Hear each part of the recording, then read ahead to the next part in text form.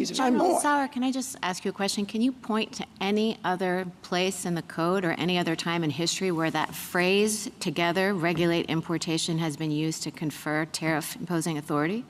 Well, as to regulate importation, that was held in TWIA. So obviously, and that's... Okay, so an intermediate appellate court held it in TWIA, but you just told Justice Kavanaugh that wasn't your lead argument, that your lead argument was this long history of the phrase regulate importation being understood to include tariff authority. So my question is, has there ever been another instance in which a statute has used that language to confer the power? Well, putting aside Yoshida. I mean, obviously, other statutory example is just imports. The cases we rely on are cases where, for example, in Gibbons it's Ogden and Justice Story's But that just shows the word can be used that way. None of those cases talked about it as conferring tariff authority. I understood you to be citing McGoldrick and Gibbons in those cases just to show that it's possible to say that regulating commerce includes the power to tariff. I think our argument goes a bit further than that as an interpretive matter, because if you look at that history, the history of delegation... Could you just answer the Justice's question? Can you identify any statute that used that phrase to confer tariff? Yeah, the only two statutes I can identify now are TWIA, as interpreted in Yoshida, and then closely related, not regulate importation, but adjust imports in section 232. Well, I think adjust imports is differently. So the answer is the contested application in TWIA, and then now in IEPA. And then, of course, I mean, there's a sort of direct line there. Yeah, I understand that, but yes. okay. But then more fundamentally, we rely on the historical sources to show there's this long historical pedigree of broad delegations of the foreign commerce power, not the power to tax that we're not asserting here, delegations of the foreign commerce power to the president, going back to Gibbons against Ogden, all the way through McGoldrick and Board of Trustees, where this court and founding era sources say the power to, in other words, the power to tariff is kind of this natural, as everyone knows, that includes... Just ask you one other question about the plain text, General Sauer. So you've referred to the other verbs in IEPA as capacious. Would you really describe them as capacious? Because to me, things like nullify and void have definite meanings. I agree with you that regulate is a broader term, but those words I think are powerful.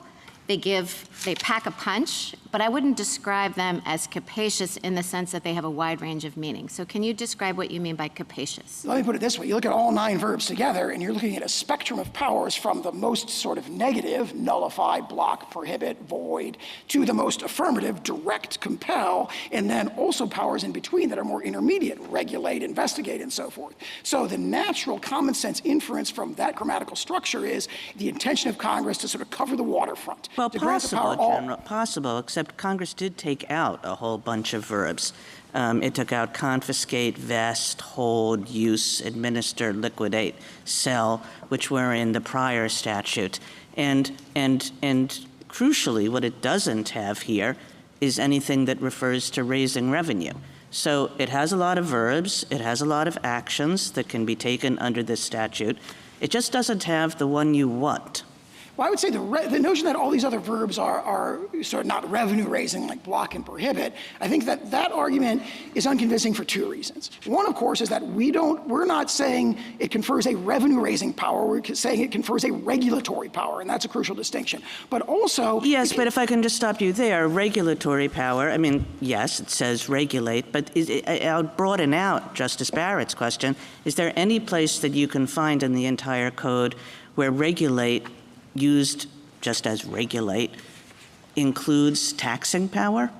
We don't assert that. We say it includes tariffing power when it's combined with importation, and that's just the most natural. Right, because the natural understanding of regulate, even though in fact we can regulate through taxes, but when the code uses regulate, we don't typically understand it to refer to duties or taxes or tariffs or anything of the kind.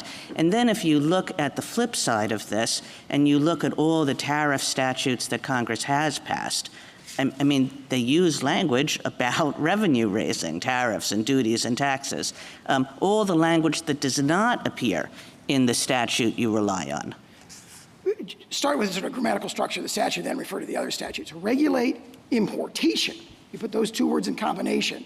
That's the inference from that is, the founders discussed with this sort of like, as everyone knows attitude, regulate importation, one of the most natural applications of that is the power to tariff. So when Congress confers the power to regulate imports, it is naturally conferring the power to tariff, which it has delegated to the executive branch, again and again and again going I'm back sorry, to the Aurora counsel. case. It doesn't say regulate tariffs. It says regulate importations and exportations. You agree that they can't put taxes on exportations From the states, yeah, constitutionally. we agree with that, yes. All right? So why should we think that it's natural then to think that regulate importation includes taxing importations? Because that is It's how. in the conjunctive, importations and exportations. If they can't do it with respect to exportations, why are we permitting them to do it with respect to importations? Because as this court has recognized, going back to Gibbons against Ogden and going through McGoldrick and Board of Trustees, the phrase, when you're regulating imports, tariffing is a core application of that. So in other words, if you're saying go regulate trading in securities, that doesn't come with a tariffing connotation. Why is it that Congress has always used regulate and tax together in the code? Are you telling us that with respect to its use of regulate in other statutes, the taxing reference is superfluous? They didn't need to do that? I'm not sure what other statutes use regulate and tax together, but this statute has a specific historical pedigree going back to its enactment during World War I in 1917, where the phrase regulate importation is evoking an inherent power to tariff that became established in the 19th century in cases like Hamilton against Dillon and so forth, and that history is, I think, set forth in Professor Baumsei's amicus brief. Counsel,